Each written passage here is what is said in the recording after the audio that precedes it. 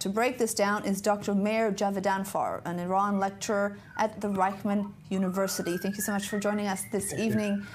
The U.S. saying that, Donald Trump saying that the Houthis just don't want to fight anymore. That's clearly not true when it comes to Israel. We just had a Houthi missile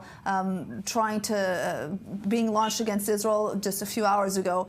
The U.S. making a deal with the Houthis which just doesn't involve Israel at all. How big of a win is this for Iran? I think it is a big win because on the one hand, the Houthis are going to be spared from the massive aerial bombardment of the U.S. Air Force and some of the missiles that were fired from U.S. ships, if I'm not mistaken, at Houthi targets. And secondly, now the Americans have tacitly recognized the Houthis' right to continue attacking Israel because we've been left out of this agreement. President Trump is prioritizing his own agenda, his own needs. He has said time and again he doesn't want war in the Middle East. And this is one of the consequences. This is one of the consequences. We in Israel need to take note of this development seriously, and we need to start strategizing in accordance to this major risk that President Trump can be unpredictable, and this is a major risk to Israeli security. And we have to come up with plans that have contingency in case President Trump goes against what he said before, or President Trump does something that he said he would not do, especially when it comes to Israeli security. And you're saying that Trump before has said he doesn't want war in the Middle East. Iranian Foreign Minister Abbas Araghchi reportedly reached out to U.S. envoy Steve Witkoff and asked to hold these direct talks on the nuclear issue. On the one hand, how surprising is it that directly in this way? And we're hearing from Vice President Vance that the talks are going in the right direction. Where does this leave Israel? On the one hand, I can understand people in Israel being worried about the possibility that the Trump administration might leave Israel in the lurch, especially after what happened in Yemen, which we just discussed. From what I can tell you until now is that it's not clear whether the Americans have agreed to let Iran have its own continue with its nuclear program and not to dismantle it. Of course, this is one of the major concerns in Israel. Some newspaper reports have been saying that this is the case. But from what I understand from Iranian statements, the Americans continue to demand that Iran dismantles its nuclear program.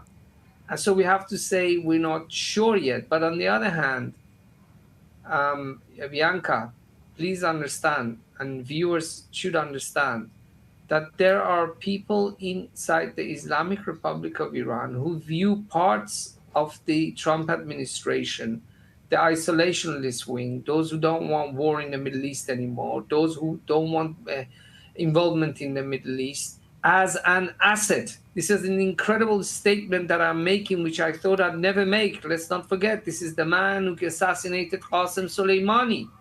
But now in today's Iran, in Iran of May 2025, there are people within the Islamic Republic who view the MAGA wing of the Trump administration as a potential ally and asset, because the Iranians want the U.S. out of the Middle East. And I think this message by Mr. Araghchi is part of this effort to strengthen that wing of the Trump administration, to prove to them that, look, we are not the problem. We are not the cause of your presence in the Middle East. Work with us, and we can reach a good deal over the head of the Israelis, who the Iranians try to convince the MAGA wing of the Trump administration as being responsible for America's involvement in the Middle East. So it's interesting to hear you say this, because despite Israeli insistence that Iran is weak right now, we're at a golden opportunity to really finish their possibility of getting a nuclear weapon.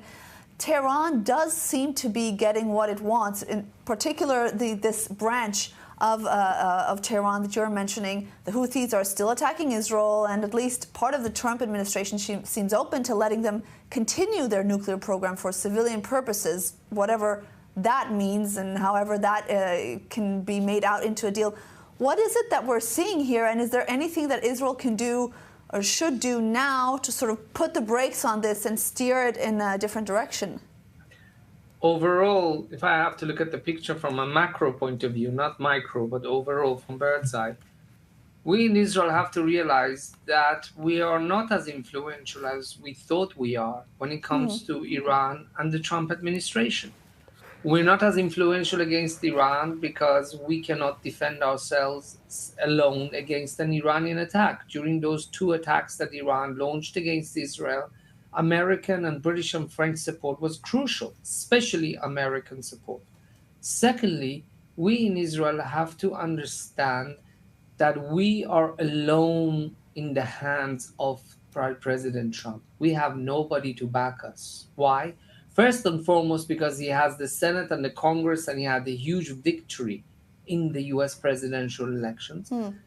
Second, because Prime Minister Netanyahu and Ron Dermer isolated the Democrats. Right. They, with their policies, they pushed the Democrats away. I mean, Bianca, can you imagine? I mean, you were around in 2015 during the Iran nuclear deal. Can you imagine what President Trump just did with Israel regarding the Houthis? If Obama had done, what would have happened? Certainly. Hell would have broken loose, because that's the Democrats. Certainly a surprise move by Trump from a lot of people. Mayor, I'm going to have to finish now because we're running out of time, but I really appreciate you for coming in, for joining us today and giving us your insight.